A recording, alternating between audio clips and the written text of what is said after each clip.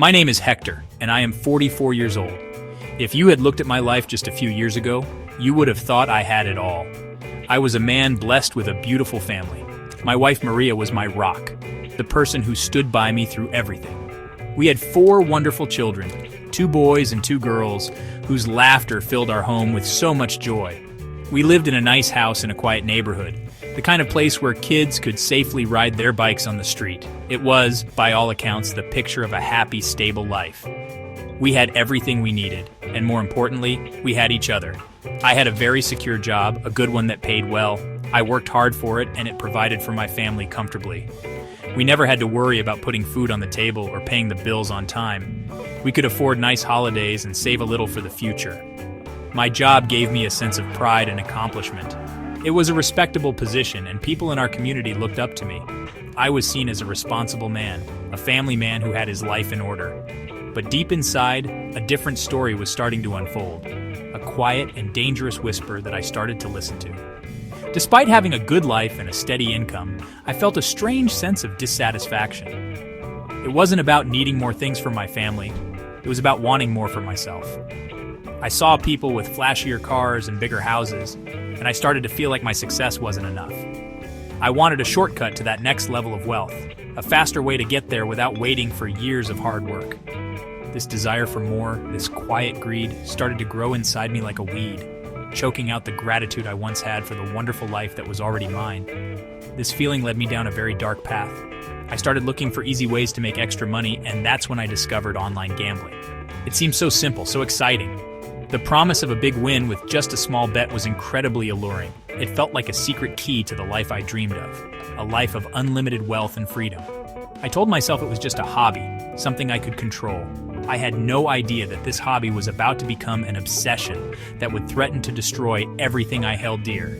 It started small, but it was the beginning of a devastating storm. At first, I was careful. I would only bet small amounts of money, telling myself it was just for fun. But then I had a small win.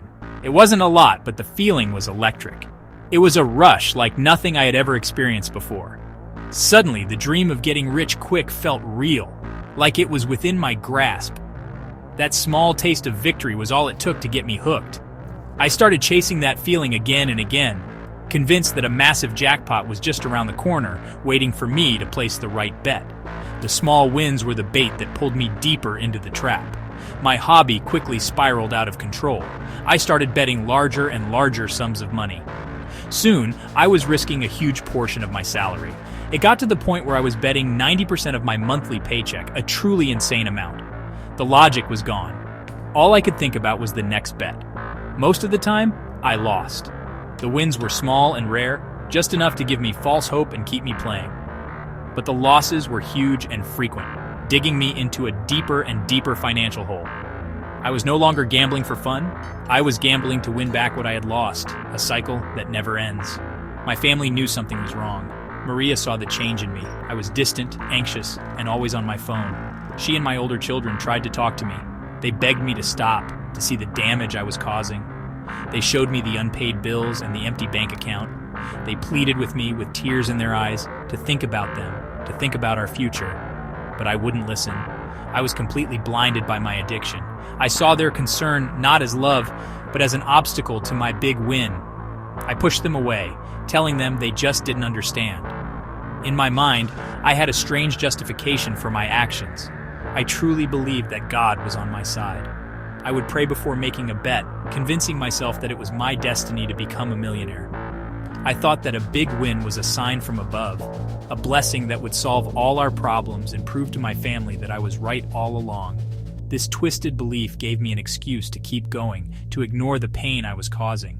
I told myself that one day everyone would thank me. Instead, I was leading my family and myself directly towards total ruin. The big win never came. Instead, the big loss arrived, and it took everything. The first thing to go was the trust in my marriage. Maria couldn't live with the constant lies and the financial stress anymore. One day, after another huge loss, she packed her bags and took the children. She told me she loved me, but she couldn't watch me destroy myself and drag our kids down with me. Seeing them drive away was like having my heart physically ripped out of my chest. The home that was once filled with laughter was now silent and empty. The silence was deafening, a constant reminder of what I had lost. Next went the material things. I couldn't afford the mortgage payments on our house anymore. The bank foreclosed, and I was forced to sell the home where my children grew up, the place filled with all our family memories. Then came the cars. I sold my wife's car and then my own, just to get more money to gamble, hoping to win it all back. But that money disappeared too, just like all the rest. I went from being a proud homeowner with 2 cars to being homeless, living out of a cheap motel and taking the bus. I had lost the symbols of my success, all for the illusion of a jackpot. My job was the last thing I had left, but I was close to losing that too. My performance at work collapsed. I was always tired, distracted, and irritable. I couldn't focus on my tasks because my mind was constantly on the next bet or the last loss. My boss noticed and gave me several warnings. He told me I was on my final chance.